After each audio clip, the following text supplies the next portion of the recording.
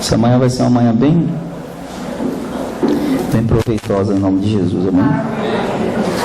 Nós vamos tentar aproveitar ao máximo o tempo para que tudo que o Senhor quer fazer aconteça conforme a vontade dele. Nós vamos falar muitas coisas nessa manhã, transmitir muitas informações. Eu não sei se é verdade, mas eu já ouvi algumas pessoas falando que geralmente nós guardamos 20% de tudo que ouvimos. É bem pouco diante de tanta coisa boa que a gente vai ouvir nessa manhã. E às vezes a gente guarda só aquilo que tem a ver muito com a nossa particularidade.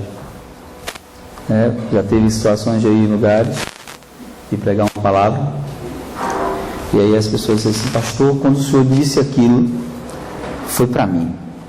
Só que eu lembrava, ao ouvir a pessoa, que eu não tinha dito aquilo, ouvindo ela, eu ficava quieto. E eu falei assim: poxa, mas eu não falei isso, pelo menos não falei dessa forma que ela está dizendo. Então, comecei a ouvir isso várias vezes de algumas pessoas, e entendi que a gente fala de uma forma, mas o Espírito Santo faz você entender da forma que você precisa entender para mudar. Assim também como Satanás muitas vezes pega uma palavra que a pessoa não falou como se ela tivesse falado. E eu comecei a observar que uma das formas mais eficazes de nós guardarmos mais o que ouvimos é escrevendo. E depois ler o que escreveu, Porque tem muita gente que escreve, mas quando chega em casa, não lê, não revisa.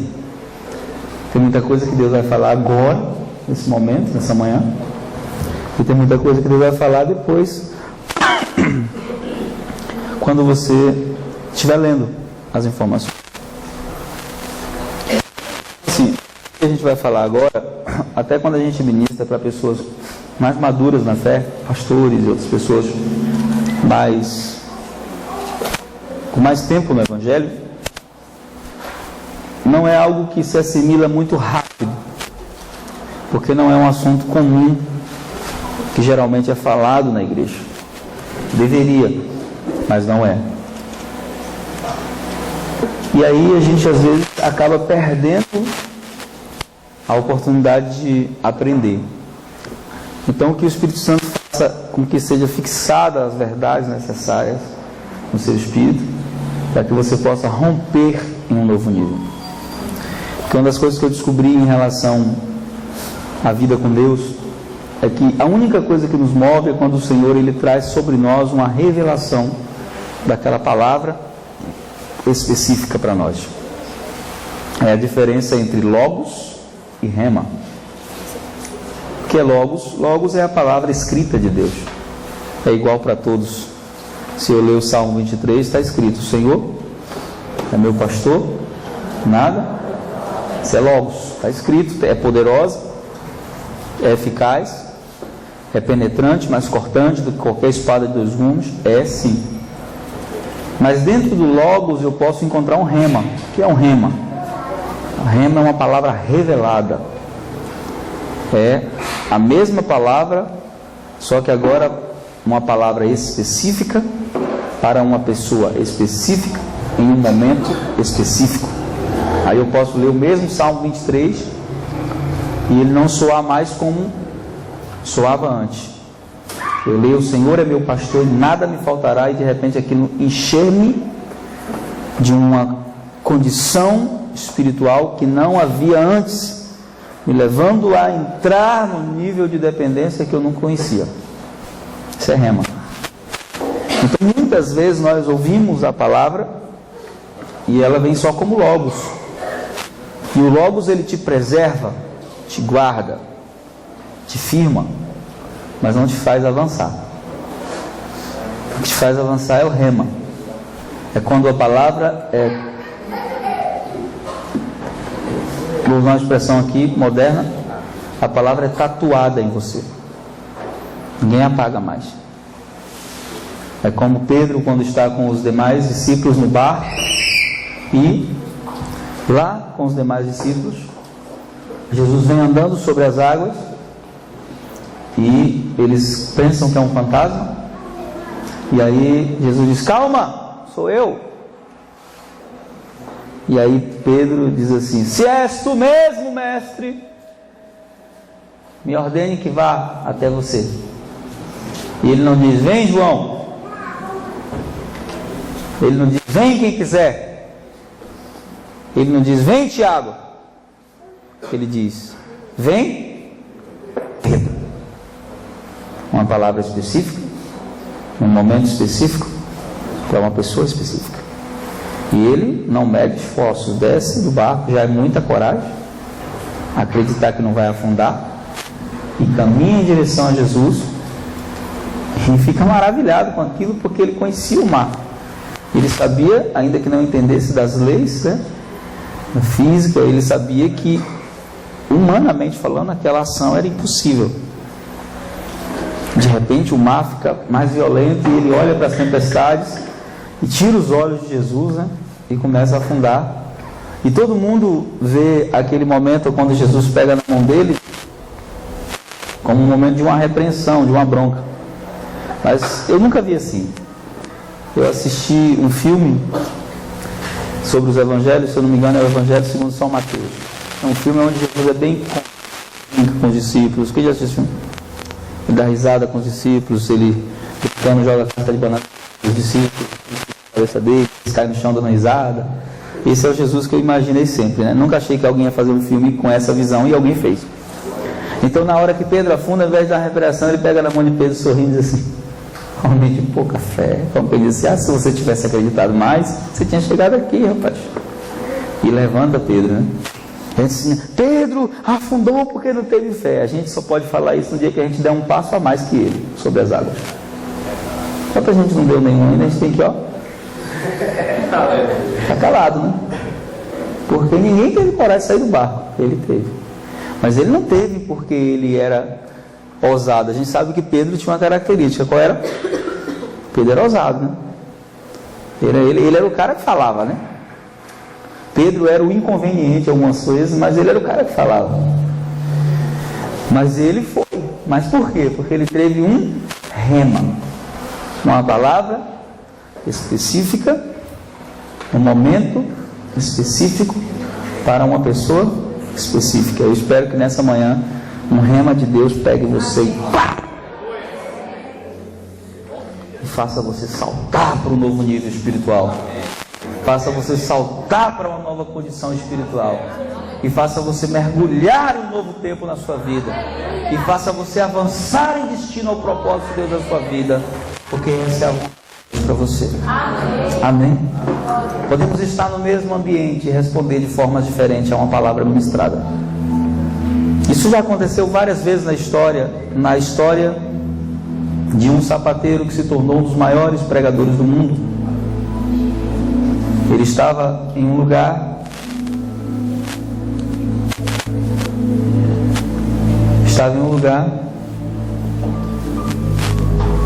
um dia alguém falou que Deus encontra um homem disposto a acreditar 100% nele e a se entregar 100% a ele. Deus poderia usar esse homem de uma forma poderosa, mas ele era apenas um sapateiro. E aí ele foi lá e perguntou para o pastor: porventura esse homem poderia ser eu? E o pregador disse: claro. E esse homem nunca mais aceitou ser o mesmo. Charles Spurgeon. E se tornou o príncipe dos pregadores. Uma pessoa como eu e você. Uma pessoa que um dia resolveu acreditar no que Deus fala. E eu estava chorando antes de vir para cá. E assim, cada lugar é diferente. Por mais que a gente programe uma palavra no nosso espírito, mas cada lugar tem uma dimensão diferente, um nível de resposta diferente, uma intensidade diferente, um nível de entrega diferente. E aí o Espírito Santo falando comigo, né? Eu perguntando assim algumas coisas, o Espírito Santo falou assim: meu filho, Se você acreditar, o resto é comigo. Você só precisa acreditar. Só. Porque você só precisa do meu poder. E nós vamos falar um pouquinho sobre isso essa manhã, sobre a importância da presença do Espírito Santo e dos dons.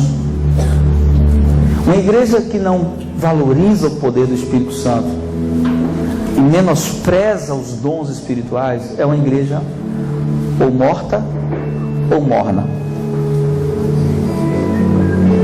Ou morta ou morna.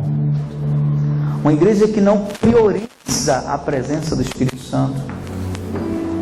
Uma igreja onde o Espírito Santo já não tem mais a autonomia das decisões. Onde ele não é mais convidado para as grandes decisões e para as pequenas também. Caiu no alto engano e corre o risco de viver uma morte espiritual ou um estado de mornidão. E aí ele diz que o morno, ele faz o quê? Ele vomita. Alguém que gosta de vômito? Quem tem nojo de vômito? O senhor poderia usar uma expressão, né? Eu vou cuspir fora, né? Agora é interessante. O que é um vômito? O vômito é algo que foi saboroso ao entrar, mas é nojento. Pode ter sido a melhor comida quando entrou, mas quando sai em forma de vômito, ninguém olha e diz assim: que delícia. Ninguém faz isso, né? Só os cachorros, né? Isso a Bíblia diz que os cães ficarão de fora. E nos compara dizendo que quando nós decaímos na fé, nós somos como o porco que foi lavado e retornou à lama, ou como o cão que retornou ao vômito que fez e lambeu. Então é uma comparação espiritual que traz nojo. Então Deus já está dizendo que do morno ele tem nojo. Isso é horrível. Já pensou uma pessoa que Deus tem nojo dela? Sim, isso é forte. Como diz Ramon, e é real. Mas é verdade na vida de muitos crentes. E que Deus nos livre desse estado, amém? Amém. De mornidão. Amém. Então o poder do Espírito Santo é o que nos impede de nos tornar morno. E aí eu quero que você reflita bem no que eu vou falar. O título dessa ministração é Chamados para Fora, onde nós aprendemos que o nosso chamado não é para aqui, para dentro das quatro paredes. Nosso chamado é para fora. E compreender isso é uma verdade espiritual que precisa estar como um rema em nós, amém? Amém. E aí algumas coisas que eu quero que você entenda sobre a igreja, porque existe uma diferença que muita gente desconhece. A diferença entre reino e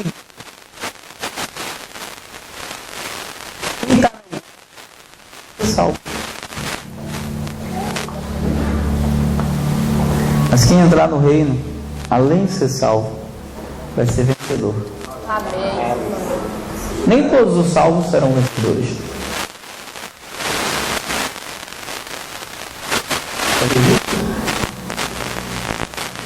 Galardão não é para salvo. Salvo não tem galardão, porque salvação é pela graça. Então você não pode ser premiado por algo que você recebeu de graça. Eu dou um presente para Gisele, só Gisele, você quer seu? Um presente, não custou nada para ele. Eu dedicasse. Salvação pela graça. Agora, se eu tenho esse tablet, eu digo assim: quer comprar? Eu assim, quero. Quanto custa? Eu digo assim, tanto. E ele, Eu não tenho dinheiro não, mas eu vou correr atrás para conseguir. Aí conseguiu, já não é mais graça. Estou dando para ele porque ele mereceu. Então salvação é pela graça, Deus te deu. Você não precisa pagar nada, só precisa crer. Agora, se você ler as cartas das 7 igrejas da Ásia, você vai perceber que galardão não é para salvo. Todas elas terminam dizendo: ao que será dado isso. Ao que vencer, não diz ao que for salvo. Salvação é para todos, galardão não. E alguns estudiosos da escatologia são mais radicais, dizendo que muitos mesmos vivendo na eternidade, porque aí tem um conceito que eu não vou entrar agora e nem tenta me perguntar, né? A igreja se programou para ir para o céu, mas a grande verdade da teologia é que nós não vamos para o céu, é o céu que vem para a terra. Porque senão, pastor, então os testemunhos de Jeová estão certos? Só nessa. A Bíblia não diz que a Nova Jerusalém sobe. A Bíblia diz que a Nova Jerusalém desceu do céu para onde? Deus não criou o homem para o céu, Deus criou o homem para o Éden. O céu é a morada dele. Só que não vai ser essa aqui. Pedro diz, segundo a epístola de Pedro, capítulo 3, que tudo se desfará. E então virão novos céus e acaba aí. É assim? Novos céus e o quê? Para ficar vazia? Nova terra para quê?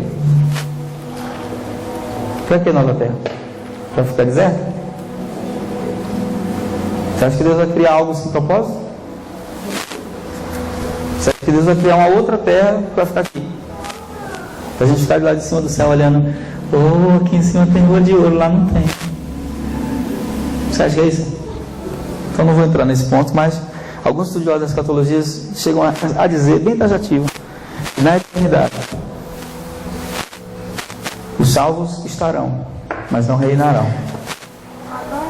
Os salvos estarão, mas não terão acesso direto ao rei. Só terá direito à árvore da vida, beber do rio da vida. Só terão direito aos galardões os vencedores. É sério. Só que não é o assunto de hoje de manhã, não. Então, quando nós começamos a entender isso, nós vamos perceber que a igreja não sabe a diferença entre igreja e reino. Muita gente entrou na igreja, mas não vive o reino. Estar na igreja é congregar. Estar na igreja é ter comunhão. Estar na igreja é orar. Estar na igreja é conhecer a palavra. Estar na igreja é participar de programações que envolvem o corpo. Mas estar no reino é outra dimensão. Estar no reino é fazer Jesus reinar onde você estiver. É onde você pisar os pés, o reino de Deus é estabelecido. Isso em todas as esferas da sociedade. Se você é um professor na sala de aula, quando você entra, Jesus passa a reinar ali. Se você é um médico no seu consultório, quando você entra, Jesus reina. Se você é um faxineiro, no seu turno, Jesus é o rei daquele lugar. Então é trazer o reino de Deus, é estabelecer a autoridade de Cristo em todos os lugares. Implantar isso como uma verdade espiritual e fazer isso acontecer de tal forma que até aquilo que estava estabelecido antes seja removido sem você fazer nada, só sendo um embaixador do reino. Porque na lei de guerra é conhecido que quando um reino mais poderoso que o outro chega, o outro tem duas opções: ou se rende ou foge. Como Satanás já sabe que o nosso rei é mais poderoso do que ele, quando você tem consciência de reino, que você chega em um lugar, Satanás só tem duas opções: ou foge ou se rende. Ele prefere fugir. Às vezes se rende. Então essa consciência, ela tem que estar em nós, como filhos de Deus. E por que não temos essa consciência? Porque não nos é ensinado isso. Não temos essa consciência e essa instrução. E quando Jesus chamou os seus discípulos, um princípio que ele ensinou foi que nós não podemos fazer nada sem o Espírito Santo. Nada. Por isso a igreja de Jesus, ela é funcional e não metódica. Quando a igreja sai da funcionalidade espontânea e adere aos métodos, querendo engessar a ação do Espírito, toda metodologia sem unção se torna um engessamento. Você fica engessado. Eu me lembro que eu nunca tinha feito aula de teologia, né? Aí resolvi fazer um curso teológico.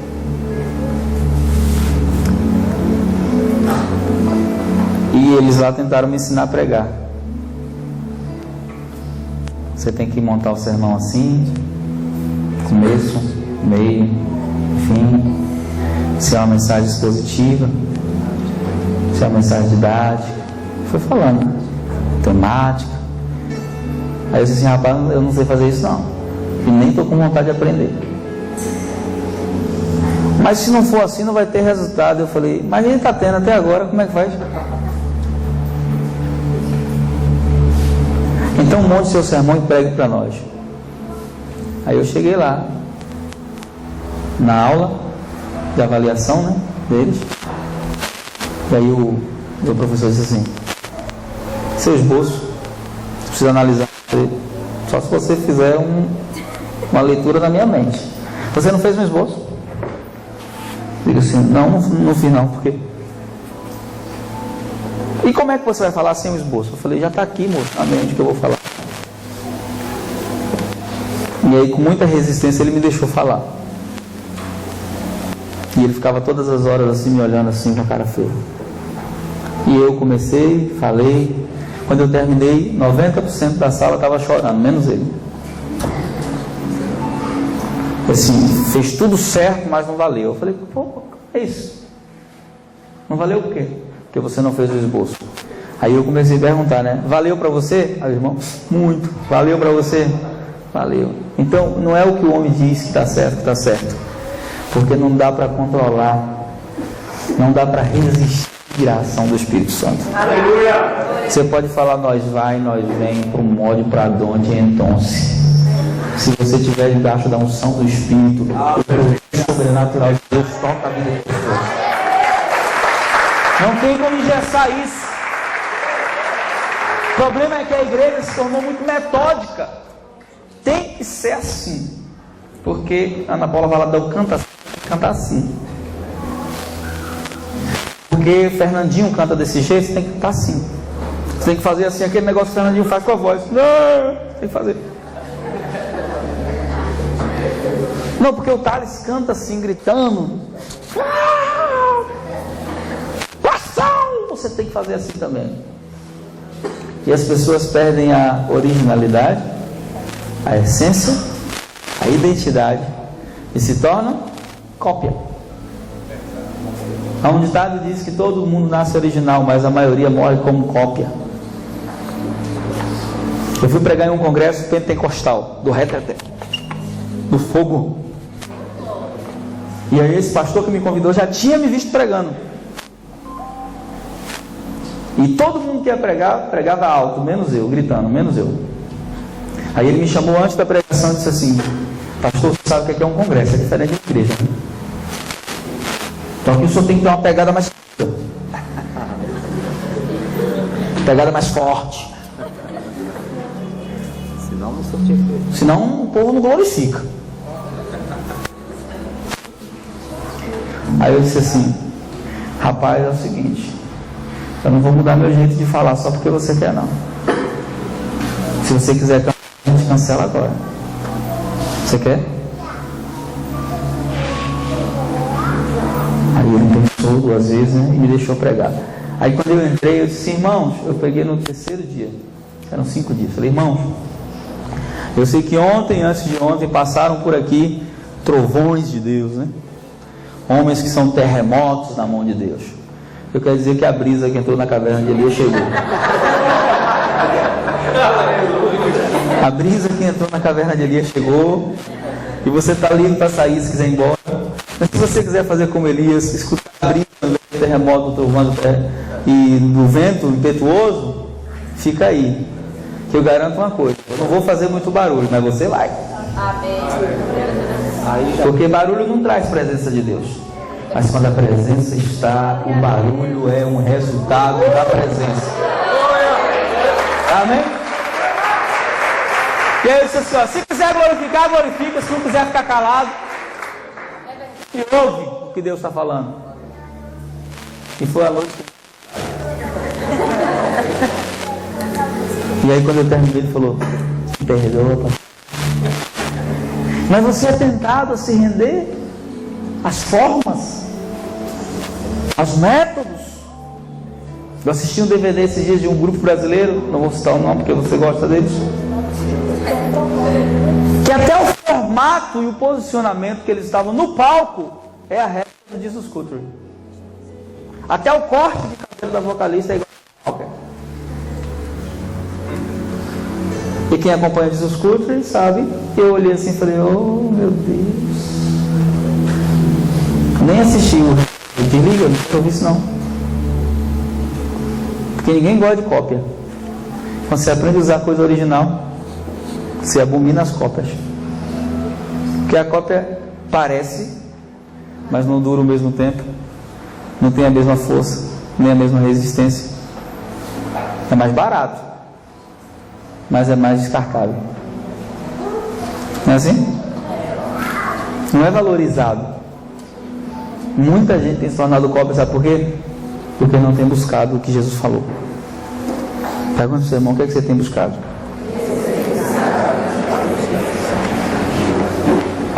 Algumas verdades sobre a igreja que a gente precisa aprender. Uma delas é que a igreja grande não é a igreja que tem muita gente. A igreja grande é a igreja que funciona. A maior igreja da cidade não é que está mais cheia, é a que mais faz o reino avançar. Se tem uma igreja cheia, mas não se tem conceito nenhum de reino naquela igreja, é só um ajuntamento. Até porque os pastores nos nossos dias têm cometido os dois pecados de Davi, né? Davi é um modelo de rei que nos ensina até hoje, por vários fatores. Até nos seus pecados ele nos ensina. Porque Romanos 15 diz, versículo 3 e 4, que tudo que foi escrito para o nosso ensino foi escrito para que pela paciência das escrituras nós tivéssemos esperança. E os pastores hoje, nas igrejas, eles têm cometido os dois pecados de Davi. Quais foram os dois pecados principais? Davi cometeu vários, mas teve dois que foram os principais. O primeiro foi o censo, né? Ou o segundo foi o censo, não lembro. Vou citar primeiro o censo. Davi resolveu um dia contar os exércitos. Quantos soldados eu tenho, eu quero ver quão poderoso eu sou. Hoje você conhece um pastor, é quase inevitável. Primeira pergunta que ele faz, olá, tudo bem, começou o nome? Nada, eu, tudo bom, aí, você é de que igreja? Videira. Terceira pergunta, quase inevitável. Quantas pessoas tem na sua igreja? Dependendo da sua resposta, ele define se você é ungido ou não.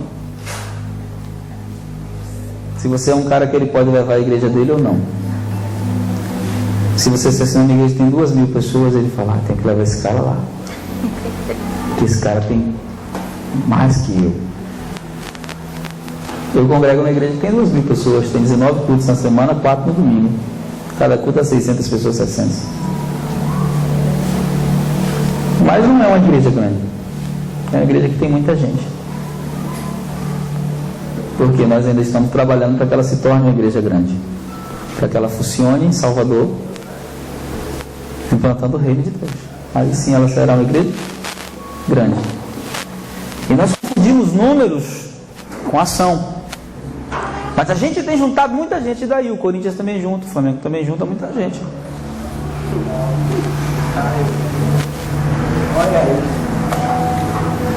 Tem muita gente vindo em volta de quê? Atrás de quê? Em torno de quê? Produzindo o quê? Está lotado os nossos cultos? Sim, mas quem é a centralidade do culto? São as bênçãos ou Jesus? As pregações são voltadas para quê? Com um propósito qual? Deus não vê como vê o homem. Isso é complexo, mas é verdadeiro. Então Davi, ele quis saber, né? E aí como é que é o pecado? Segundo pecado de Davi, ou não foi o segundo, eu vou inverter as ordens, não sei. O adultério. É verdade, pastor. Hoje em dia, os pastores têm adulterado. Não estou falando de adultério carnal, físico. Não é esse tipo de adultério que eu estou falando, não. Eu estou falando do adultério espiritual. Nós pastores somos colocados por Deus para cuidar da noiva do Cordeiro. E muitos têm se relacionado com a noiva dele como se fosse deles. Tem traído o noivo com a própria noiva. Quando Jesus aparece no cenário, João Batista já está por... que os discípulos dizem: mestre, mestre, mestre, aquele que você batizou está batizando mais gente que você. E nem ele está fazendo, os discípulos, só ele, misericórdia, a gente perdeu todo mundo. João diz assim: quem tem o noivo, quem tem a noiva, é o noivo. O amigo do noivo, que é que se referia a ele, se alegra quando ele dizer que o noivo chegou. Então essa minha alegria já está com... importa que cresça. Aleluia. Glória a Deus. Aleluia. E João está pegando uma tradição que existia nos dias deles, que era muito comum. Qual era a tradição? Quando um rapaz se namorava de uma moça, ficava gostando dela, esse rapaz, ele conversava com a família, eles acertavam o noivado, e tinha uma tradição que não dá para fazer hoje, mas existia naquela época ainda, porque naquela época lealdade e honra eram princípios normais. Geração que inverteu os valores, né? Hoje, quanto mais safada a pessoa é, quanto mais desonesta, mais valorizada ela é, né? Assim? E a gente usa uma expressão assim: é normal. Não confunda comum com normal. É comum, mas não é normal. O normal é ser ético. O normal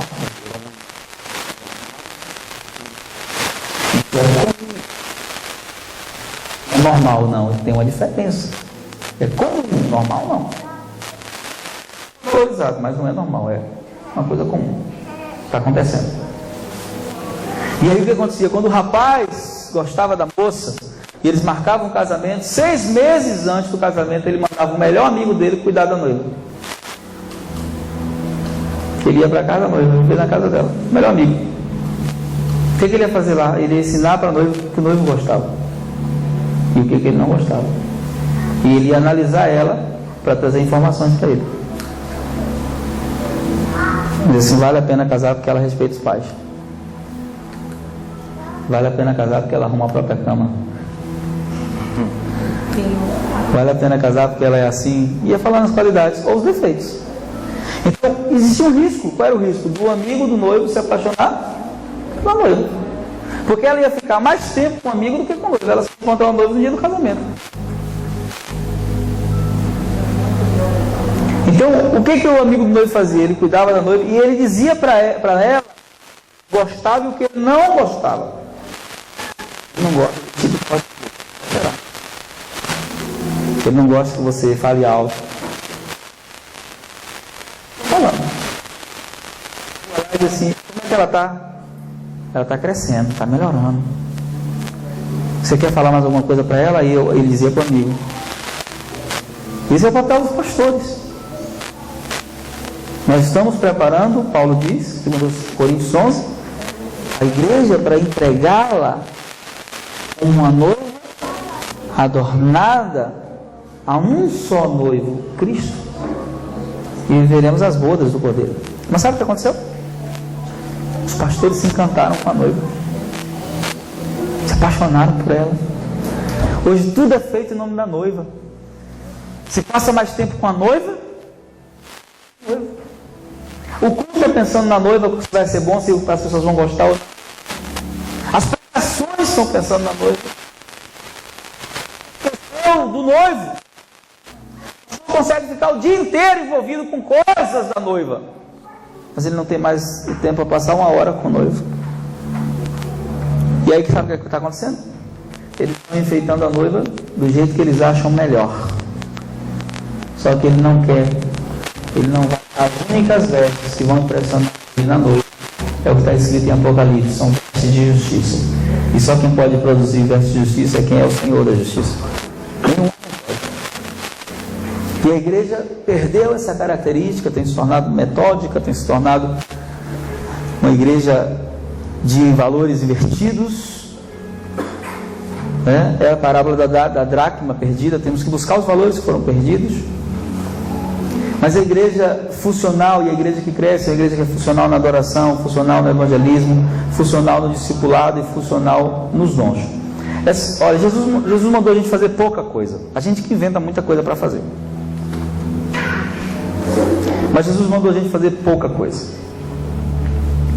Essas 4 que eu destaquei são básicas. São 4 das poucas coisas que Jesus nos mandou fazer. Uma delas é adorar. Os verdadeiros adoradores adorarão o Pai em espírito. Então a igreja precisa ser adoradora. Uma outra coisa que Ele nos mandou fazer é evangelizar.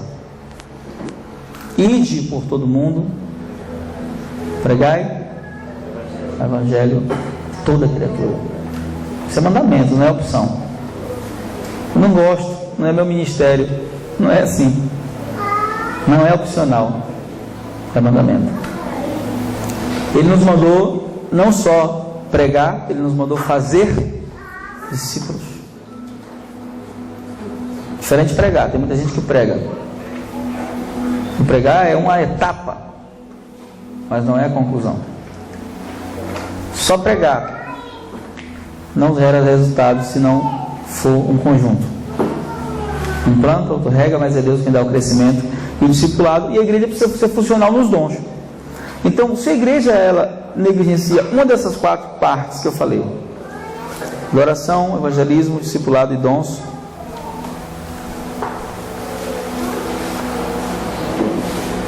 sabe o que vai acontecer? Ela vai se tornar ou morna ou morta. E aí, uma pergunta que eu quero fazer nessa manhã, né? Eu quero demorar. Quero terminar pelo menos essa primeira parte antes das 10h30. A gente vai ter um intervalozinho rapidinho de 15 minutos só para ajeitar algumas coisas para a segunda etapa. O que é necessário para sair das 4 paredes? Essa pergunta também quer dizer o seguinte: o que é necessário para sermos um instrumento poderoso na mão de Deus? O que é necessário para sermos usados poderosamente por Deus? O que é necessário para sermos instrumentos que Deus pode usar e o seu nome ser glorificado? E aí, vai parecer simplória a minha resposta, mas é muito objetiva e verdadeira. Você só necessita da presença do Espírito Santo. O restante, Ele vai potencializar e acrescentar. E aí Jesus nos ensina uma diferença, porque em João capítulo 21, quando Jesus ressuscita, capítulo 20, versículo 21, quando Jesus ressuscita, Ele chega, encontra os discípulos reunidos, a Bíblia diz que Ele sopra sobre eles e diz assim: recebam o Espírito Santo. Só que eles recebem o Espírito Santo, mas não acontece nada. Pelo contrário, depois desse sopro, vem uma ordem. Lucas 24:49. Ficai em Jerusalém, até que do alto sejais revestidos de poder. Então existem 2 expressões do Espírito Santo que nós precisamos provar. Muita gente só provou a primeira e parou aí. E se você só provou a primeira e parou aí, hoje de manhã você vai provar a segunda e tudo vai mudar. Muita gente só provou a primeira. A primeira expressão do Espírito Santo, quando Jesus aparece para os seus discípulos, a palavra é a palavra pneuma. Pneuma é o Espírito como fôlego de vida. Não gera poder, só gera vida. Você recebeu pneuma no dia que você creu em Jesus. Amém? Efésios 1,14 diz: no dia que vós crestes, fostes selados com o Espírito. No dia que você vê aqui na frente assim: eu quero Jesus como meu Senhor, como meu Salvador, Deus fez assim: receba o Espírito Santo. Aleluia. Amém? Você já recebeu o Espírito como presença, você já recebeu como fôlego de vida, mas isso não é suficiente. Tem um nível mais profundo. Eu creio assim, cara. Tem um nível mais além. Tem algo que quando vem sobre você, muda você radicalmente. Aí a palavra não é pneuma, aí a palavra é dunamis. Que é a mesma palavra que dá origem à palavra dinamite. Explosão. É quando você recebe um poder de Deus, uma carga do Espírito, que acontece uma explosão em você. Os valores mudam, a sede muda, o coração muda, o Espírito impulsiona você a ser tão diferente que até quem te conhece assim, você está diferente. O que aconteceu com você? Aí você assim, não sei, mas eu estou sentindo bem. Como diz Helder, ontem você fica aleluiado. Muita gente nunca saiu do pneuma. Recebeu vida, recebeu presença, recebeu o Espírito, mas tem um nível a mais. Tem dunamis. E ele diz assim: olha, vocês vão ficar aqui em Jerusalém até que do alto vocês sejam revestidos. Já está dizendo, vestidos outra vez. Tem gente que só tem uma vestimenta espiritual do Espírito, que é a primeira, aquela primeira vestimenta que caiu bem do Espírito. Quando você entregou para Jesus, o Espírito vestiu você com veste de santidade, direito de ser filho de Deus. São vestes. Mas existe uma veste que vem por cima, é uma blindagem espiritual. Isso aconteceu comigo. Me converti, fiquei apaixonado por Jesus. Ele é apaixonante, né? Disse: nossa, se eu soubesse que ser crente era tão bom. E aí, primeiras semanas foi muito difícil. Aí quando eu estava com uns 12 dias, 13 dias de crente, me apaixonei pela presença do Espírito Santo e fui buscar dunamis, poder. E aí foi no dia que eu fui batizado, né, com fogo do Espírito. Houve uma fluência diferente, que eu nunca mais fui o mesmo. Eu saí dali. Interessante, quando eu cheguei na juventude que eu cheguei, tinha 36 pessoas. Dessas 37, dessas 36 eram meninas e um era homem. E quando eu cheguei, né, eu era o caçula da equipe de jovens, mas com 20 dias eu fui revestido de poder. E aí ninguém precisava mais mandar eu ler a Bíblia. Eu não conseguia parar. Ninguém precisava mandar mais eu orar. Eu não conseguia ficar sem orar. Ninguém precisava ficar insistindo para eu ir para a igreja. Eu ia. Queria ir. Se eu não fosse, eu ficava doente. Ninguém falava para eu falar de Jesus para ninguém. Eu ficava na porta da igreja, abordando todo mundo que passava. E em menos de 6 meses, o grupo de jovens aumentou de 36, em menos de 6 meses, para mais de 280 pessoas. Dessas 280, mais de 200 vieram através de mim. Os pastores começaram a ficar assustados comigo e dizer assim: o que esse garoto tem? E com 8 meses eles me convidaram para a aula dos pastores. Você não cabe mais aí não, você cresceu demais. Você tem que já ir para outro nível. Eu disse: mas eu não quero ser pastor.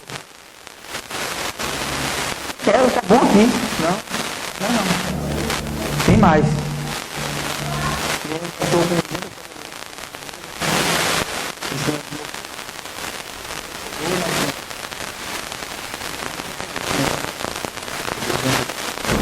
E eu fui. Então, houve uma transformação em mim, porque eu era viciado em droga. Eu era viciado em masturbação. Eu era viciado em pornografia. Viciado em sexo. Eu era viciado em mentir. E os vícios foram morrendo. Aleluia. Glória. Foram morrendo. Porque à medida que você vai sendo cheio do Espírito, cheio da presença, cheio de Deus, tudo que é ruim vai morrendo. A gente, aprendeu uma mentira, que me ensinaram essa mentira no começo, mas eu resolvi acreditar nela. Disseram assim: você é cheio do Espírito Santo? Eu falei: claro, se santifique, porque o Espírito Santo não habita em nós. Eu, quando era novo na fé, eu já pensava, Eu falei: peraí, quer dizer, se eu ficar santo, o Espírito Santo vem. Como é isso? Não aceitei muita ideia, mas depois descobri que eu estava certo e o pastor que me disse isso estava errado. Porque eu não tenho que me purificar para receber o Espírito Santo. Eu não tenho que me santificar para receber o Espírito Santo. Porque se eu consigo gerar uma condição de santidade sozinho, para que eu preciso do Espírito Santo? Eu só preciso crer e buscar Ele, cheio de pecado, cheio de erro. À medida que eu estou mergulhando nele, a santidade vai fluir no meu coração, a santidade vai brotar em mim, de uma forma que os pecados vão perdendo o prazer.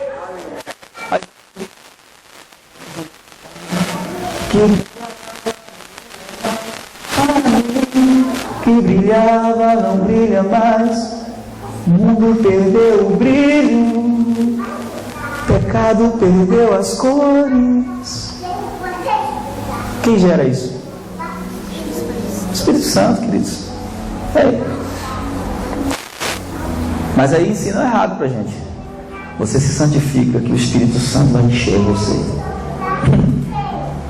Não. Corre para Ele. Busca a presença dEle. Do jeito que você tiver, da forma que você tiver, vai para Ele.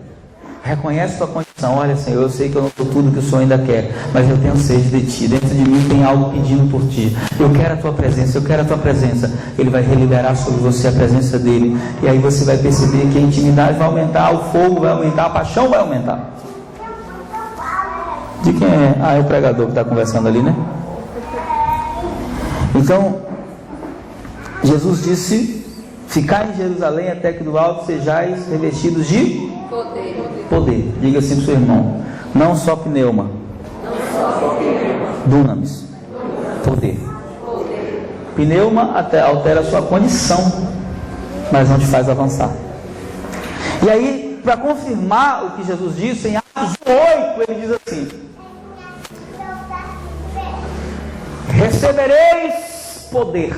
Recebereis o quê? Poder. Dunamis. Que há de vir sobre vós. E sereis as minhas. Com pneuma você pode até ser filho, mas não pode ser testemunha. Porque uma testemunha tem que provar que o que ele está falando é verdade. Sim ou não? Sim. Com pneuma você pode até ser filho de Deus, ser aceito, ser amado, tudo isso. Mas para provar que o que você está falando é verdade, para você ser testemunha, sereis testemunha de quê? Sereis minhas testemunhas, sim, mas eu vou testemunhar o quê?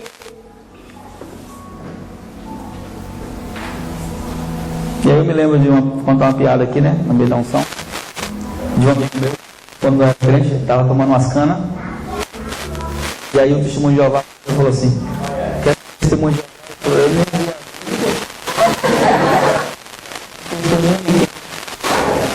Eu nem vi quem brigou comigo, quem começou o pau. Então ele não queria ser testemunha de algo que ele não viu. Então sereis as minhas. Mas eu vou testemunhar o quê? Você vai testemunhar de Cristo. Mas testemunhar o quê de Cristo?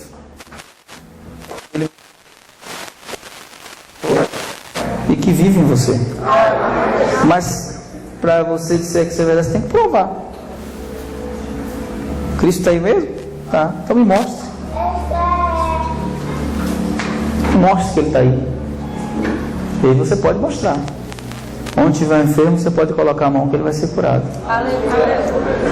Onde tiver um endemoniado, você pode colocar a mão que ele será liberto.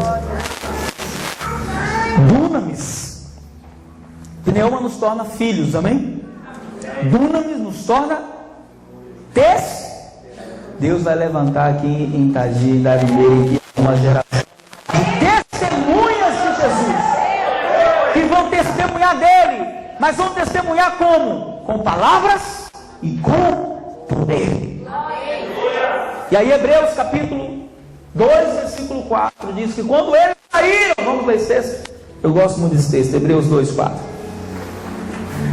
Vamos ler esse texto. E eu quero já profetizar que o que está escrito aqui vai acontecer com você. Se você crê, dá um glória a Deus.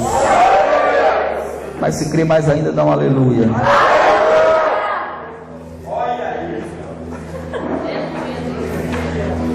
Hebreus 2,4. Todo mundo encontrou aí? Eles saíram para falar. Eles saíram para ser testemunhas. Eles saíram com dunamis, não só com pneuma. E o que acontecia quando eles iam? Testificando Deus juntamente com eles. A palavra testificar significa testemunhar. Deus não quer que você seja testemunho sozinho. Deus quer trabalhar com você. Ele quer uma parceria com você. Tem alguém que quer fazer uma parceria com você nessa manhã? Testificando Deus juntamente com. Tem uma parte que é sua e tem uma parte que é de Deus. Você não vai poder fazer a parte de Deus e Ele também não vai fazer a sua. A sua parte é ir. A parte dele é fazer os sinais de seguir. A sua parte é anunciar. A parte dele é convencer o pecador. A sua parte é orar pelo enfermo. A parte dele é liberar a cura que já foi estabelecida. A sua parte é encontrar-se com o endemoniado e orar por ele. A parte dele é trazer autoridade para que o endemoniado seja liberto. É um testificar juntos.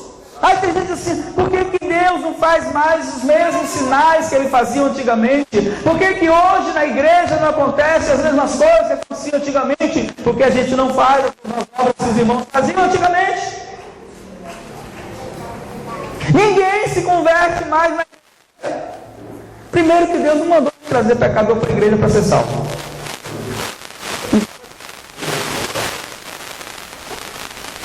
Deus não mandou os pecadores irem para a igreja. Deus mandou a igreja buscar os pecadores. Nós invertemos a ordem. E aí, às vezes nós estamos com uma pessoa na rua e a gente fala de Jesus para ela, ela fala da necessidade dela para a gente. Aí quando nós terminamos a conversa, nós dizemos assim: vá domingo na minha igreja. Peraí, é errado. A pessoa está diante da igreja, você é a igreja. Aí você ouviu a pessoa assim: você está insatisfeito com a sua condição? Quer mudar de vida agora? Eu quero. Então eu vou orar por você. Aqui agora, no meio da rua, na feira, aqui agora, na escola. Mas vai estar todo mundo olhando. E daí? Que vai estar todo mundo olhando. A Bíblia diz que aquele que se envergonhar de mim diante dos homens, eu também me envergonharei deles diante do meu Pai. Então você tem que ter ousadia do Espírito, mas ousadia não é produzido por pneuma, ousadia é produzido por dunamis, é o poder do Espírito Santo entre você, é a autoridade de Deus em você, que levanta você para o nível. Então aí diz assim: testificando Deus juntamente com eles. Qual era a parte de Deus? Com sinais. Deus testificava com o quê? Diga assim para o seu irmão: sinais não sei quem está parado. Dá para seguir alguém que está parado? Não. Dá? É uma resposta de Deus para você, tá? Amém. Então, Deus, o que é os sinais que estão acontecendo na minha vida? Se mova. Se mova. Sinais não acontecem na vida de quem está parado. E tem uma coisa mais forte ainda que eu vou falar agora, que essa é mais pesada. Quem precisa de sinais para se mover é incrédulo. Quem precisa de sinais para se mover é incrédulo. Porque não é eu que sigo o sinal. É o sinal que me segue. Se eu preciso do sinal para ir, eu ainda sou incrédulo. Eu já tive essa fase da minha vida, a fase da incredulidade. Porque assim, Deus dá um sinal. E tem alguns sinais que a gente pede a Deus que são muito burros, né? Muito assim, sem nada. Sinais que você nunca deve... Eu falei ontem de orações que você não... Sexta-feira de orações que você nunca deve fazer, né? Agora eu vou falar de sinais que você nunca deve pedir a Deus, amém?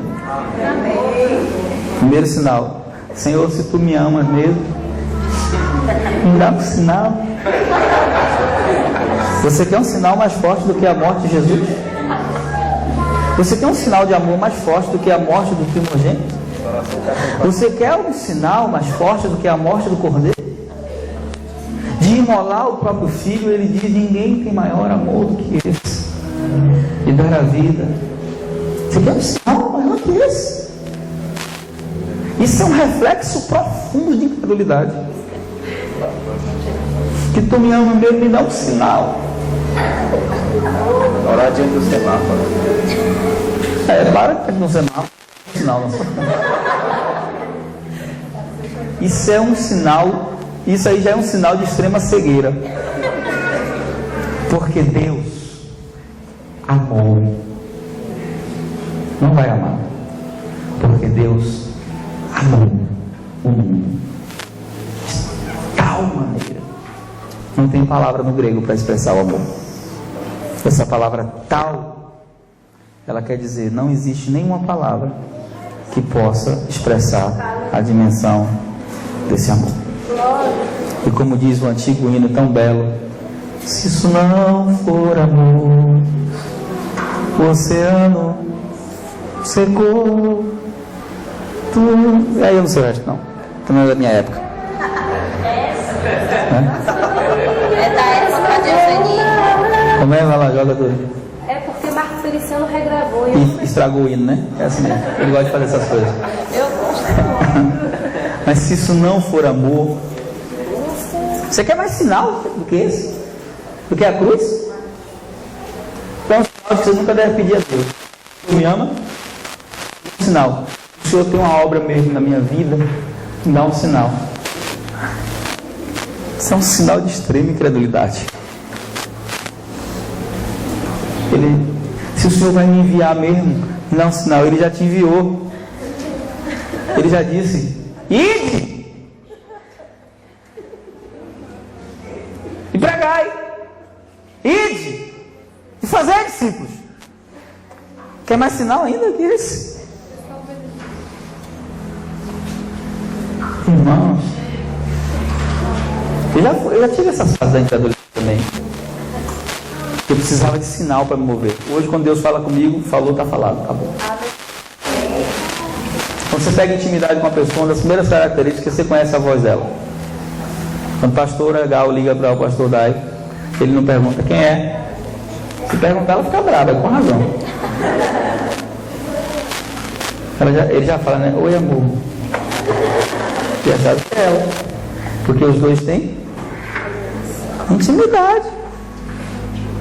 Você percebeu quando a pessoa tem intimidade com a outra, ela tem intimidade normal, né? Ela não é. Porque os psicólogos têm uma explicação. Por que limita com saber? Porque na nossa alma, quando nós estamos com raiva, é provocada uma sensação de distância. Nós distanciamos a pessoa dentro de nós, por isso a gente grita. Mas quando você está ligada intimamente com a pessoa, você fala com amor, baixinho, né? Tem amor. Sei o quê? Fala baixo, né? Intimidade ali, falando com o outro, só louco. Tem problema, né? Mesmo psicológico, né? Eu te amo! Mulher fala, pelo amor de Deus, matem, né? Não é assim. O cara bravo fica manso, meu amor, não sei o que, é um negócio assim.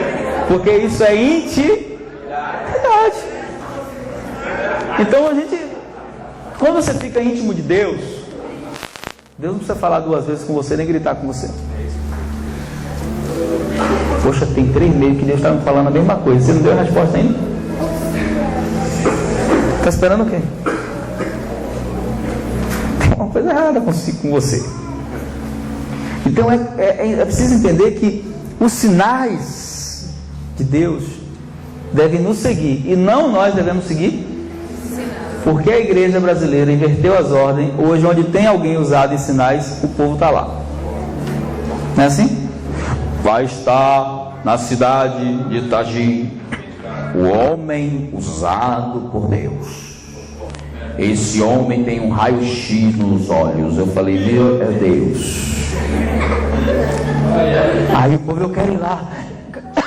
Eu quero ir lá. Eu quero ver o sinal. Eu quero receber. Bota a mão aqui na minha cabeça.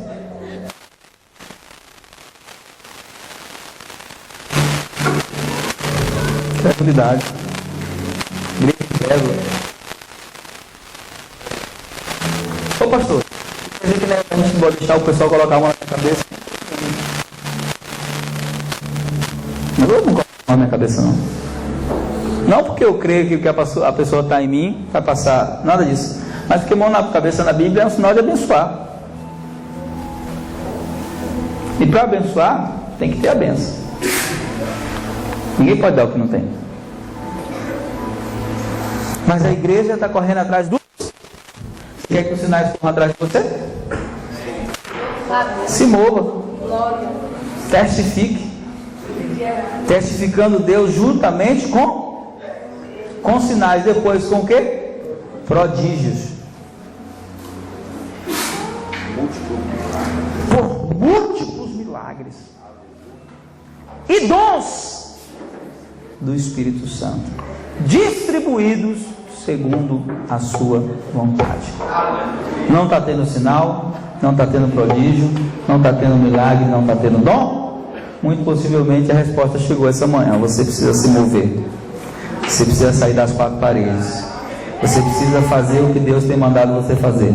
Você precisa ir lá fora onde os pecadores estão e anunciar o evangelho verdadeiro do reino de Deus, dizendo para eles que o reino de Deus chegou. E quando o reino chega, os sinais que estão no reino acompanham o reino dele e testificam sobre ele, o rei. E se acontecer algum sinal, algum milagre, algum prodígio, a glória é dele, a honra é dele, porque dele, por ele e para ele são todas as coisas. Nós somos apenas instrumentos. É ele que é digno. É ele que é digno. Aleluia. Não sou eu nem você. Oh, aleluia. É ele que é digno. Oh, Deus. Oh, Jesus. Amém. Recebereis poder e sereis as minhas. Aonde? Aí ele diz: sereis minhas testemunhas em Jerusalém, Judeia, Samaria e os confins. Qual é o limite do seu ministério? Itagi? Qual é o limite do seu ministério? Qual é o limite do seu chamado? Os confins. Mas quem dimensiona até onde você vai é Deus ou você? Deus já dimensionou.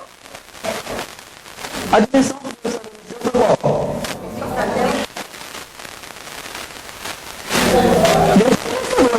Deus já deu. A dimensão dada por Deus já deu. Foi os confins da terra. Agora, se você vai até os confins da terra, aí já não é mais com Deus. Aí tem a ver com a visão que você tem. Se você tem visão de ficar só em Itagi, só na sua cidade, Deus vai te dar uma boa medida de unção. Para você funcionar aqui. Assim, não, não quero só Jerusalém, não, eu quero Judeia. Eu não quero só Itagi, não, eu quero a Bahia. Eu quero rodar essa Bahia de ponta a ponta. Aí Deus te dá uma unção recalcada. Você vai estar fazendo sobrenatural. Assim, não, Bahia é pouco, eu quero Samaria, eu quero o Brasil para Jesus. Aí Deus te dá uma unção sacudida. Onde você passa, você sacode o povo. Aí você diz: não, Deus, eu quero o original. Eu não quero ir com as águas só até os artelhos. Eu não quero ir com as águas só até os joelhos. Eu não quero ir com as águas só até os ombros. Eu quero mergulhar naquilo que está dentro para mim. Eu quero mergulhar. Eu quero os confins da terra. Eu quero as nações. Aí ele te dá uma unção transbordante que vai tocar pessoas, que vai derramar sobre pessoas, que vai estabelecer em pessoas, que vai despertar pessoas, que vai conectar pessoas. A unção é dele, a parte dele, ele garante você precisa despertar e ampliar a sua visão. Quem define não é Deus. Deus já definiu, já delineou os confins da terra. E se for de língua americana, vai fazer como fez com Emerson, vai dar o inglês para você e você vai estudar, fazer a sua parte. Como eu falei, Deus não faz a sua. Vai te dar sabedoria para você aprender mais rápido que qualquer outra pessoa.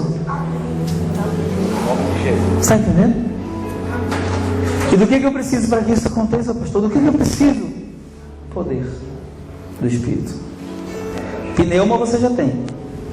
Você já tem a presença do Espírito Santo. Mas você precisa estar insatisfeito e dizer: não quero só a tua presença, eu quero o poder do Senhor fluindo em mim, através de mim. Eu quero Deus. Deus não dá nada para quem não tem sede. Deus não dá nada para quem não tem vontade, quem não tem fome. Ele só dá para quem busca, encontra. Amém? Devemos ser movidos por isso, pelo mesmo sentimento que houve em Jesus, compaixão. Devemos olhar para as pessoas como Jesus olhava. Amém? E aí, a igreja de Jerusalém, eles até ouviram, mas não fizeram como ouviram. Fizeram do jeito deles. Deus falou para eles, através de Lucas, ou melhor, através de Jesus. Lucas deixou escrito para nós lermos, dizendo: quando vocês receberem poder, vocês vão sair de Jerusalém. Amém? Ficar em Jerusalém até que? Ficar em Jerusalém para sempre? A Jerusalém fala da nossa congregação, amém? Ficar em Jerusalém até que seja. Quando eu sou revestido, eu não posso mais ficar. Não está dizendo que eu tenho que me desligar, que eu tenho que ir embora para outra congregação. Não é isso que ele está dizendo. Ele está dizendo que Jerusalém é o nosso ponto de partida, não o nosso lugar de atuação. A igreja é o nosso ponto de partida, treinamento, não o nosso lugar de ministério. Aí você vê gente disputando microfone, brigando por território dentro das quatro paredes, e tanta gente lá fora para ser alcançada, tanta gente lá fora para ser liberta. Não, porque eu quero pregar, pastor. Vou chegar para tanta praça aí. Vai para a feira pregar. Não, você não quer pregar, você quer se aparecer. Você quer que quando você prega as pessoas aplaudam. Isso pode acontecer lá fora. Não tinha púlpito no começo da igreja, nem templo, eram casas. Então os irmãos iam pregar na sala, bater papo. Mas quando eles eles iam, na verdade, ter comunhão. Quando eles queriam pregar mesmo, eles iam para onde? Para as ruas. Até isso a gente inverteu. Quem é o bom pregador hoje? O cara que prega bem aonde? Lá fora ou aqui dentro? Dentro da igreja. É o pregador de renome. Chama ele para ir pregar nas ruas para ver se ele vai. Ele só vai pagar 10 mil para ele. Aí ele vai.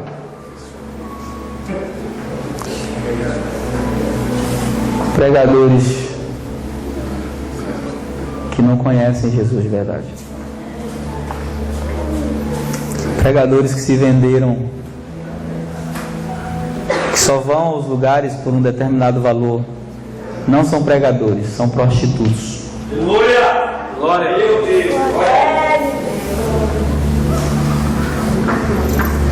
Tem que haver reconhecimento, tem que haver uma oferta. Claro, a Bíblia diz: se eu compartilho com você as coisas espirituais, é muito mais que normal que você compartilhe comigo as coisas naturais. Mas quando é imposição, quando é obrigação, não é mais oferta, é cachê. Então não é mais pregador, é artista. Se eu quiser ver artista, eu vou para o circo, vou para o teatro, não para a igreja. Mas o bom pregador hoje não é o cara que prega nas ruas, é o cara que vai para os Gideões. Sonho de consumo dos pregadores. Quero pegar nos gideões. Uns abestalhados, né? Então ficou besta. E a gente mais besta ainda que ainda bate palma para esses caras. Nós temos a nossa parcela de culpa. Aí quando o cara vem na cidade, a gente quer tirar foto com ele, pede autógrafo na Bíblia. Sabe como é que eles chegam? Nariz empinado.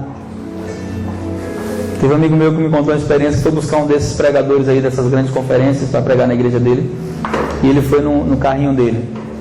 O carrinho dele era aquele Costa que é sedã, como é o nome dele? O Costa sedã, ele tem outro nome, né? Deram outro nome para ele quando relançaram. Classic. Ele foi no Classic. Quando o pregador chegou no aeroporto, que olhou pro carro dele, disse assim: esse é o carro que você vai me levar? É? Eu não ando em carro popular.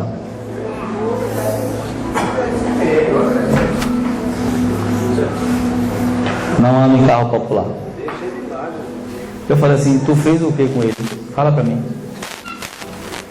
Esse pastor, eu fiquei sem saber o que fazer. Liguei pro meu pastor. E o pastor falou: deixa esse safado aí. Vem embora.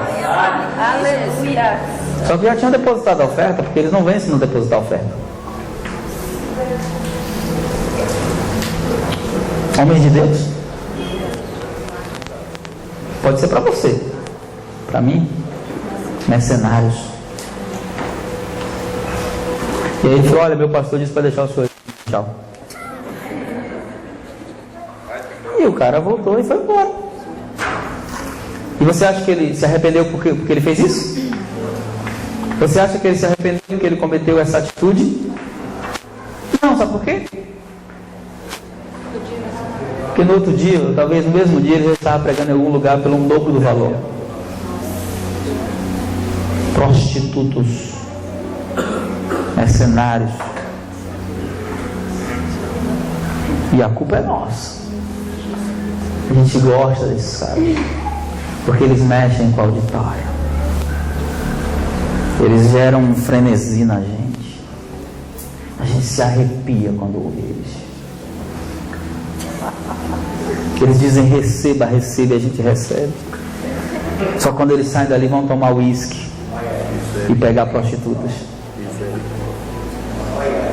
E eu estou falando de coisa que eu conheço, não estou falando de coisa que me falaram. Mas a gente gosta, porque o cara prega bem. Ele é famoso. Famoso é Jesus, rapaz, que morreu há 2000 anos atrás, até hoje é falado. Ele é conhecido. E aí uma coisa que eu quero falar para você, preste atenção no que eu vou falar. Não confunda gente de sucesso com gente importante. Tem muita gente que tem sucesso, mas não é importante. Tem sucesso, mas não é importante. Ele não é importante para a família, ele não é importante para ninguém. Se ele morrer, não faz falta. Tem pessoas na sua vida que são extremamente importantes, mas são totalmente anônimas. E quando você vai contar a história da sua vida, você diz assim: eu não chegaria aqui sem fulano. Aí a pessoa te pergunta: quem é fulano? Não é alguém importante, não é alguém de sucesso, mas é alguém. As pessoas mais importantes da minha vida não são famosas. Não são conhecidas. Então não confunda sucesso com importância. Muita gente tem sucesso, mas não é importante. Hitler teve sucesso, mas não é importante. O cara que matou John Lennon fez sucesso? Foi divulgado, ficou conhecido? Ele é conhecido até hoje, mas não é importante.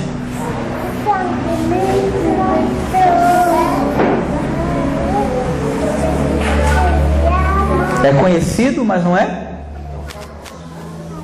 Porque para Deus, para ser importante, não tem só que ser conhecido de homens. Tem que ser conhecido. Não seja amigo de quem não quer ser amigo de Deus.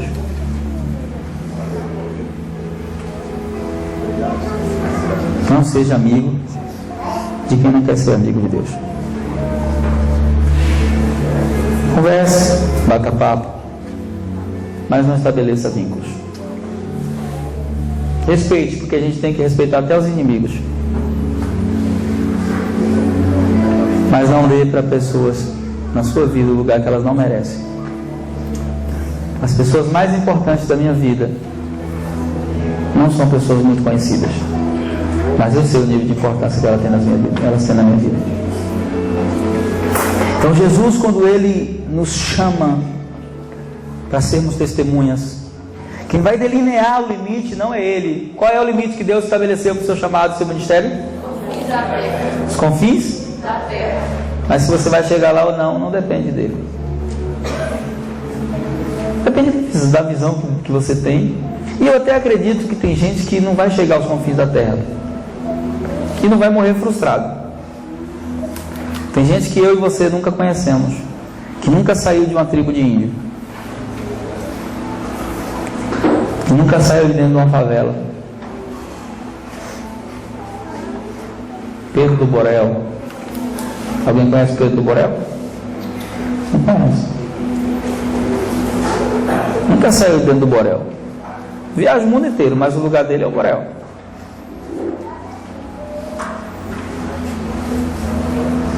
O que esses homens estão buscando?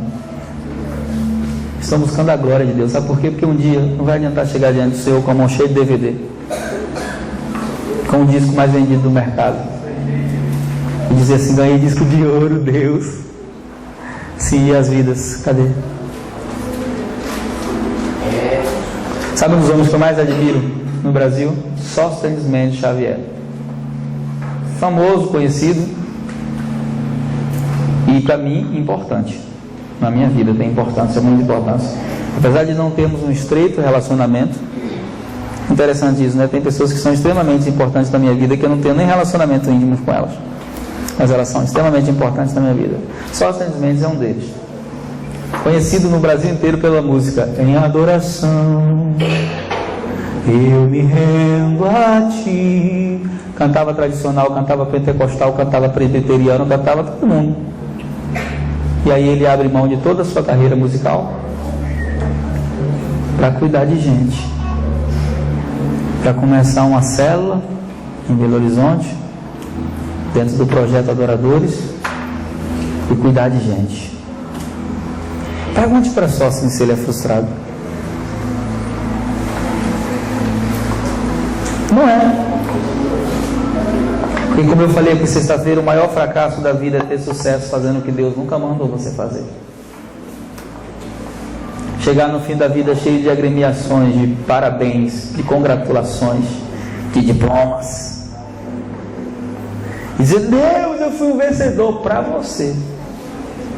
Para mim não.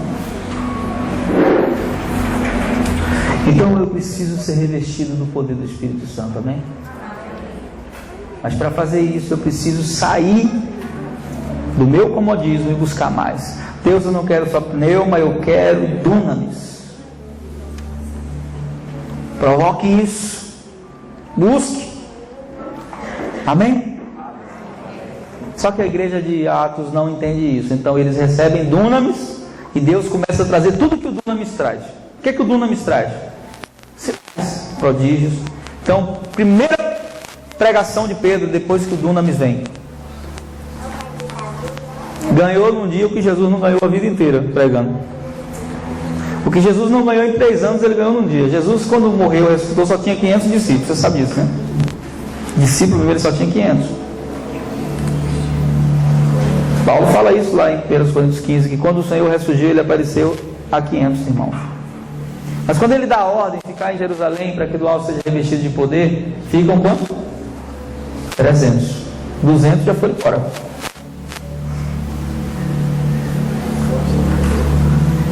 Depois ficam 180. O resto foi embora. 320 foi embora. E aí esses 180, o poder vem, Pedro fica de pé, prega, e a Bíblia diz que num dia se convertem mais de 3.000 almas. Acontece um fenômeno que precisa voltar a acontecer nas nossas igrejas e vai voltar a acontecer aqui na Videira. Pedro não faz apelo. Ele está pregando e o povo faz apelo. o povo grita assim: ei! O que a gente pode fazer para ser salvo? Glória a Deus. Vai acontecer isso quando a presença, quando o dunamis, quando o poder de Deus se revela, o pessoal vai estar passando aí na rua, para ir para a festa, e vai entrar na igreja sem saber por quê, chorando, dizendo assim: por favor, eu quero Jesus, eu quero a presença dele. Eles pedem, suplicam: o que eu posso fazer para entregar a vida para Jesus? E ali acontece alguns sinais de avivamento. Primeiro sinal de avivamento, porque hoje a gente tem falado muito de avivamento, né? Avivamento! Uhul! Quer avivamento hoje no Brasil? Gente pulando, gente dançando, oba-oba. Isso nunca foi avivamento. Estou vivendo avivamento, fiz uma tatuagem.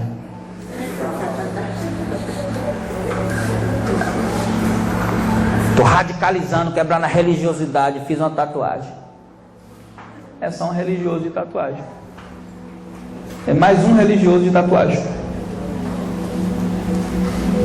Isso confronta a religiosidade com formas. Porque a religiosidade é uma forma, confrontar uma forma com outra forma é a mesma forma. Tanto uma pessoa que coloca brinco, nada contra, se você quiser fazer, você é livre. Faz tatuagem para dizer que está confrontando a religiosidade, é muito mais religioso do que o religioso que não usa calça, a mulher que não usa calça usa saia. Não tem diferença nenhuma. Estereotipo não justifica. O que mostra se você está confrontando ou não a religiosidade, sabe o quê?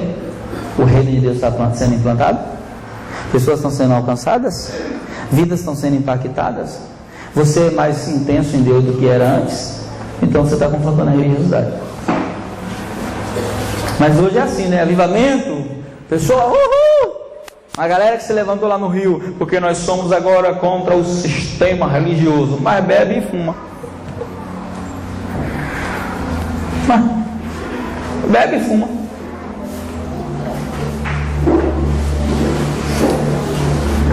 Idiotas. Homens que não conhecem Deus na intimidade. E aí vem um discurso, mas discurso não convence ninguém, o que convence é o poder do Espírito. Amém? Então acontece com eles todos os sinais de avivamento, e todos os sinais de avivamento precisam voltar a acontecer na igreja. Primeiro sinal de avivamento: alma se rendendo ao senhorio de Cristo. Amém? Segundo sinal: milagres, prodígios. Pedro e João estão subindo a porta do templo, encontram um coxo. O homem diz assim: ei, dá um dinheiro aí, dá R$1. Aí Pedro disse: olha, não tenho nem ouro, mas o que eu... Sabe uma coisa que eu não gosto? Se você faz isso, nunca mais faça. Quando o pastor Adailton, a pastora Gal, diz assim: você vai pregar domingo na igreja. Aí você vem pregar, chega aqui na frente e diz: gente, não olhe para mim, porque eu não tenho nada para oferecer a vocês. Sai fora e dá o microfone para quem tem. Eles fazem diferente. Em Atos 3 eles dizem assim: olhe para nós, olhe para nós. Eles não dizem olhem para Jesus, porque quando você está cheio de Jesus, quem olha para você vê Jesus na sua vida. Olhe para nós. Seguinte, não tenho nem prata e nem ouro, mas o que eu tenho, porque ninguém pode dar o que não tem. Quem tem o que Pedro tinha, levanta a mão. Quem tem o que Pedro tinha, levanta a mão. Quem tem Jesus aqui? Ah, você não entendeu? Porque tem gente que ficou na dúvida ainda. A gente faz o apelo: você vem aqui na frente agora, aceita Jesus, faz a sua aliança com o Senhor. Você está na dúvida. Eu não tenho nem prata, mas o que eu tenho, eu, em nome de quem? Levanta-te. E o povo não levantou. Levantou, pastor? Não. Leia lá. A Bíblia diz que Pedro tomou a mão dele e puxou. Vem, rapaz! Oxe, vem! Estou dizendo que é para levantar, rapaz. E aí ele não levanta. Hoje à tarde, na Blitz do Amor, nós vamos nos mover em ações de Pedro e João. Daqui a pouco a gente vai fazer a oficina profética. E eu vou ensinar para você como Deus vai marcar as pessoas que você vai orar por elas na rua. Você não vai orar por todos, não. Deus vai te mostrar por quem você vai orar. Vai mostrar a cor da camisa, o jeito do cabelo. Quando você bater o olho na pessoa na rua, você vai dizer aquela. Você vai lá, vai abraçar ela e vai orar por ela. Amém? Segundo sinal de avivamento, milagres. Terceiro sinal de avivamento, liberalidade. Quando o povo não quer ofertar e dizimar, pode saber, a igreja está fria. Todas as vezes que o povo está de bem com Deus, já percebeu isso, que quando você está com a sua vida em dia com Deus, você não tem problema com fidelidade nas finanças? Só tem problema com fidelidade nas finanças quando a vida com Deus está morna. Todas as vezes que o povo de Israel estava numa aliança poderosa com Deus, não tinha profeta para se levantar para falar sobre a oferta, nem dízimo. O povo dava voluntariamente. Primeiro, porque quando você está de bem com Deus, você entende que tudo que você tem não é seu, é dele. Você é só mordomo, só administra. Deus não é dono só de 10% do nosso dinheiro, Ele é dono de tudo que temos e somos. Amém. A sua generosidade nos pede que devolvamos 10 em dízimo. Oferta, Ele não estabelece quanto, porque no dízimo o Senhor testa a nossa fidelidade. Na oferta Ele testa a nossa generosidade. Ele diz: cada um contribua segundo o propósito do seu coração. A dimensão da sua generosidade é medida pela espontaneidade do seu coração. E Paulo diz: quem muito semeia, muito colherá. Quem pouco semeia, pouco colherá. Quem define quanto você vai colher ou não é Deus ou você? Nossa. É você. Quarto sinal de avivamento: o pecado é denunciado. Aonde está acontecendo avivamento, o pecado não se estabelece. Ananias e Safira mentem para Pedro. Na verdade, não mentem para Pedro, né? Pedro diz para quem que eles mentem, né? Quando eles chegam, Pedro diz assim: porque tu mentistes ao Espírito Santo, você não vai viver. O bicho pufo morre. A pessoa, se Deus sair matando todo mundo que está fazendo coisa errada na igreja, meu irmão, eu ia abrir uma funerária, ia ficar milionário, só enterrando crente descarado. Só. Então, quinto sinal de avivamento: manifestações extraordinárias do poder de Deus. Eles oram e o tempo treme. Por aí vai. Só que com todos esses sinais, você sabe o que acontece? Eles não obedecem à ordem original de Deus. Saiam. Eles ficam em Jerusalém. Ouça o que eu vou falar agora. Toda a igreja que vocês passaram isso agora recentemente. Toda a igreja que cresce rápido, cresce muito, mas não se move em direção ao propósito de Deus, racha, quebra.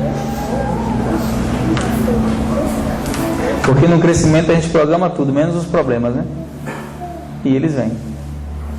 Onde tem muita gente, tem muitos. Onde tem pouca gente. E não são as quantidades de problemas que tem a relevância do valor dos problemas. Tem igreja que tem pouco problema, mas são problemas extremamente graves. Não é assim? Mas a facilidade de ter muitos problemas pode ter muitos problemas piores. E aí eles começam a ficar lá juntos. O Senhor mandou eles sair, eles ficam juntos. Aí começa a briga, a injustiça com as viúvas. Aí levanta os diáconos. E aí Deus fala assim: já que eles não querem se mover, eu vou fazer eles se mover. Aí um dos diáconos que é levantado por conta da mornidão deles e da falta de disposição deles irem, Estevão vai pregar. E quando ele está pregando, você já sabe o resultado, né? Ninguém quer o ministério de Estevão, né? Deus, eu quero o ministério de Paulo. Eu conheci um cara que queria o ministério de Estevão, mas ele é taxado de maluco até hoje. E ele está lá na Síria agora, né? Wesley. Olha o nome também. Wesley. Ele disse: meu sonho, Santos, é ser mártir. Eu quero morrer pregando. Eu quero estar pregando assim e vir uma... Pá! É meu sonho. Eu disse: Jesus, liberta. Mas foi a única pessoa que eu ouvi falar que queria. Ele disse: eu não tenho medo de morrer, eu subo para falar. Interessante que ele subia as favelas, e os traficantes de fuzil na mão, ele enquadrava todo mundo. E se não gostava, para atirar. Quem atirava? Eu não se rendia ao evangelho. Aí, por esses dias, o Wesley foi para um país muçulmano, está lá, ele, a esposa e 2 filhinhos. Parece que você queira morrer, eu até entendo, mas a sua esposa e as filhas, não, Deus só vai deixar eu morrer. Eu quero que minhas filhas lembrem: meu pai morreu pregando o evangelho. O desejo dele, né? Que Deus realize, se for da vontade de Deus também. Mas o que a gente vê como uma coisa ruim, não é assim? A gente não vê como uma coisa ruim? Mas deixa eu lhe contar algo que só aconteceu na morte de Estevão, não aconteceu nunca mais no Novo Testamento. Em todas as passagens que a Bíblia fala de Jesus depois de ressurreto, a Bíblia diz que ele está assentado à destra. Abre sua Bíblia em Atos 7.